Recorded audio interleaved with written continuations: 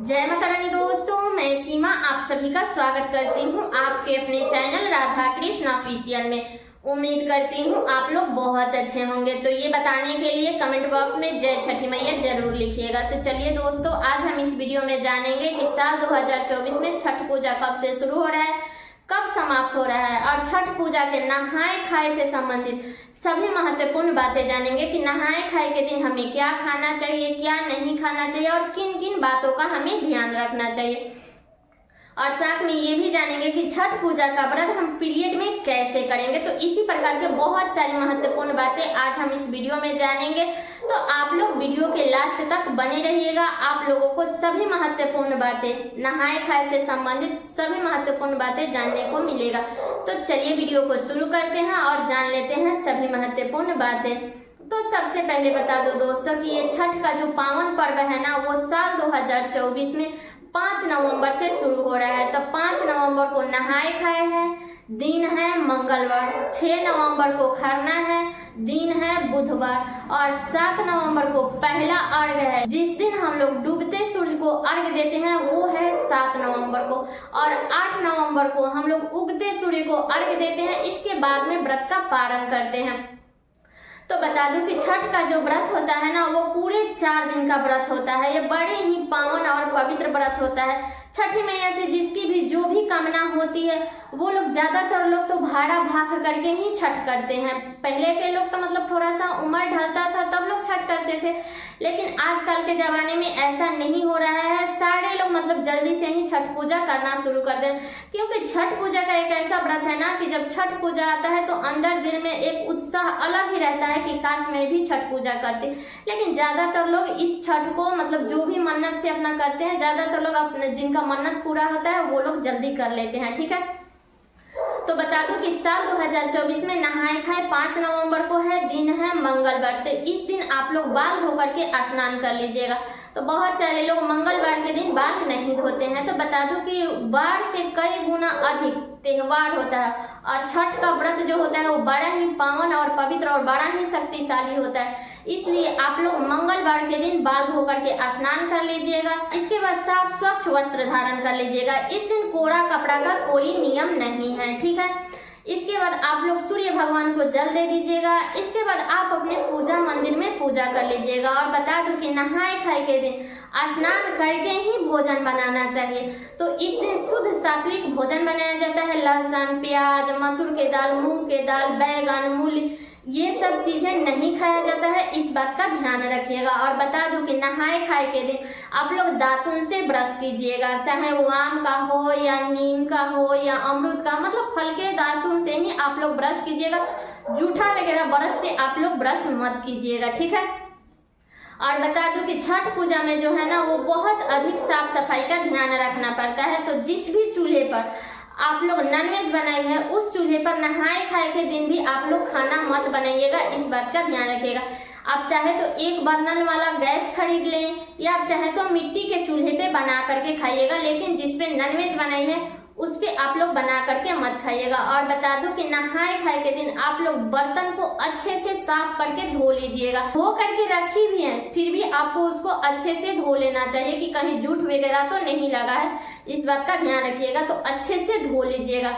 इसके बाद ही आप लोग शुद्ध सात्विक भोजन बनाइएगा। तो बता दूं कि छठ के नहाए खाए के दिन लौका के सब्जी, चने की दाल, या आप अरहर के दाल भी खा सकते हैं, जिसे रहड़ी बोलते हैं, तो उसका दाल भी खा सकते हैं। और अरवा चावल, इसमें उबला हुआ चावल नहीं खाते हैं, इसमें अरवा चावल खाते हैं। ठीक है, तो यही सब शुद्ध सात्विक भोजन किया जाता है। आप चाहे तो दही खा सकते हैं। आपके घर में अगर पकौड़ी बनता है तो आप लोग पकौड़ी बना करके खाइए। यही सब नहाए खाए के दिन खाया जाता है। ठीक है, शुद्ध और सात्विक भोजन किया जाता है। तो आप लोग अच्छे से घर का साफ सफाई कर लीजिएगा, बर्तन का साफ सफाई कर लीजिएगा। अगर गैस पे खाना नॉनवेज नहीं बनाई है तो गैस का बर्नल वगैरह सब अच्छे से धो करके तब उस पे खाना बनाइएगा। अगर नॉनवेज बनाई है तो उस पे मत बनाइएगा। इस बात का ध्यान रखिएगा।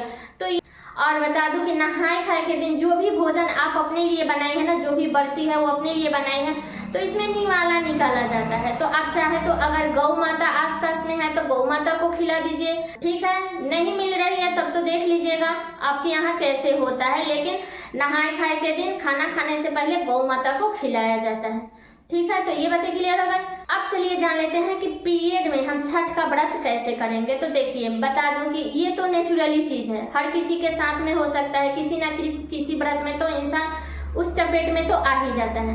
लेकिन देखिए छठ का व्रत है तो छठी मैया तो देवी है, लेकिन सूर्य भगवान देव भगवान है, तो देव भगवान की पूजा छठे या 7वें दिन ही किया जाता है।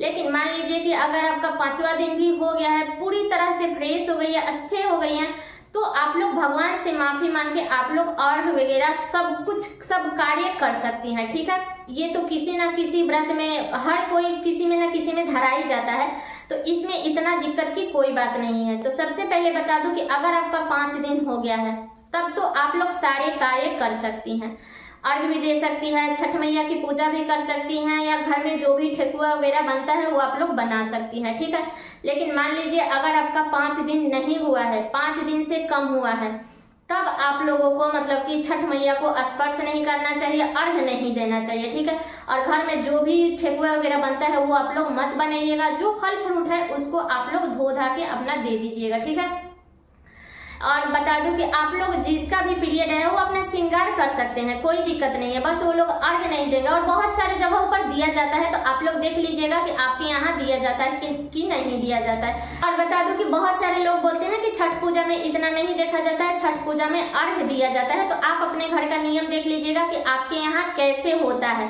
क्योंकि हर घर का नियम तो मैं नहीं बदल सकती हूँ। ठीक है, अगर आपका 2 दिन 3 दिन हुआ, देखिए अपना भी तो मन नहीं मानता है ना, मान लीजिए कि 2 दिन 3 दिन हुआ है, हम अर्घ उठा लेंगे या पूजा का सामान बना देंगे, तो अपना भी मन नहीं मानता है, अंदर में देखिएगा कैसे फील होता है। इसलिए अगर आप लोग ना बनाए तो सबसे अच्छा है। ठीक है, आप लोग सिर्फ स्नान करके अपना श्रृंगार कर लीजिएगा, और घाट पर भी जाइएगा ना तो अलग बैठिएगा, जितने लोगों के स्पर्श में आइएगा ना, जितने लोग आपके शरीर से टच होंगे उतना पाप आपके ऊपर लगेगा, इसलिए थोड़ा सा अलग ही बैठिएगा। और बता दूं कि अगर आपका 2 दिन 3 दिन 4 दिन हुआ है तो आप लोग पूजा पाठ मत कीजिएगा, जो भी घर में देवरानी जेठानी जो ही सास जो ही कर रही है उन्हीं से आप लोग अर्घ दिलवा दीजिएगा। अगर वो भी नहीं कर रही है तो आप अपने पति से भी अर्घ दिला सकती हैं, सिर्फ आप व्रत रख सकती हैं, आप अर्घ दिला दीजिएगा।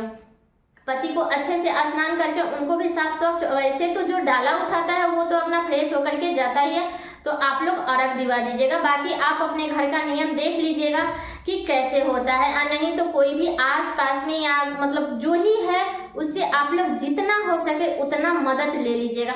ऐसे छठ पूजा में हर किसी का मदद करता है, बिना कहे लोग तैयार रहता है मदद करने के लिए। ठीक है, तो आप लोग जितना हो सके उतना मदद ले लीजिएगा, जो ही काम है आप अपने आसपास के लोगों से या आपके घर में कोई फैमिली सदस्य है तो उनसे आप लोग मदद ले लीजिएगा। लेकिन अगर आपका मतलब 2 दिन 3 दिन 4 दिन हुआ है तो आप लोग जो ही ठेकुआ वगैरह बनता है वो आप लोग मत बनाइएगा। ठीक है, अगर आपके यहाँ सब कुछ छुआ जाता है, अर्घ दिया जाता है और सारे कार्य किया जाता है तो आप लोग निफिक्र होकर के करिएगा। लेकिन अगर नहीं किया जाता है तो आप लोग इन लोगों से मदद लेकर के आप अपने छठ का व्रत निफिक्र होकर के कर सकती हैं। सिर्फ आप शरीर से भूख जाइए और जो भी अर्घ वगैरह है वो किसी से दिलवा दीजिएगा। ठीक है, तो सारी बातें क्लियर हो गई कि हमें पीरियड में छठ पूजा का व्रत कैसे करनी है और नहाए खाए के दिन हमें क्या खाना है क्या नहीं खाना है। तो उम्मीद करती हूँ कि आप लोगों के लिए वीडियो बहुत ही उपयोगी होगा। तो ये वीडियो मेरा यहीं तक का था, कैसा लगा ये वीडियो आप लोग कमेंट करके जरूर बताइएगा। चैनल पे नए हैं तो सब्सक्राइब कर लीजिएगा, बेल आइकन को प्रेस कर दीजिएगा, जिससे मेरे वीडियो का नया नोटिफिकेशन आप सभी के पास में सबसे पहले पहुंचे। और वीडियो को लाइक कर दीजिएगा, क्योंकि आपके एक लाइक से मुझे बहुत ही मोटिवेट मिलता है। तो वीडियो को लाइक कर दीजिएगा और वीडियो को शेयर कर दीजिएगा, ताकि हर किसी को ये जानकारी प्राप्त हो सके। तो चलिए दोस्तों, मिलती हूँ अगले वीडियो में किसी नए वीडियो के साथ में।